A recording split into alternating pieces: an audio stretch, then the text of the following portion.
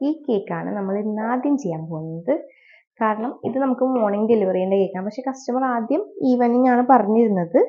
But അവർക്ക് രാവിലെ വേണമെന്ന് പറഞ്ഞുകൊണ്ട് നമ്മളത് രാവിലെ ഡെലിവർ ചെയ്യാൻ പോവാണ്.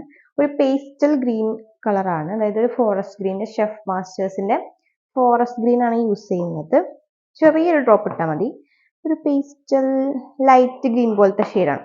ആക്ച്വലി നമുക്ക് എല്ലാ പൂച്ചകളും വേണ്ട, 2 പൂച്ച പൊക്കത്തും ഒരെണ്ണം അടിയിലും മാത്രം മതി. സോ അതിന് വേണ്ടിയിട്ട് നമ്മൾ കുറച്ച് ക്യൂട്ട് ക്യാറ്റ്സിനൊക്കെ ഉണ്ടാക്കി വെച്ചിട്ടുണ്ട്. ക്യാറ്റ്സിനെ നമ്മൾ കേക്കിലോട്ട് വെക്കണം. മഴ ആയതുകൊണ്ട് തന്നെ നമുക്ക് ഫോണ്ടൻസ് പെട്ടെന്ന് മെൽറ്റ് ആകാനുള്ള ചാൻസ് ഉണ്ട്. അതുകൊണ്ട് ഓവനിൽ വെച്ചിട്ട് ഡ്രൈ ആക്കി എടുത്ത് മാറ്റി വെച്ചേക്കുവാണ്.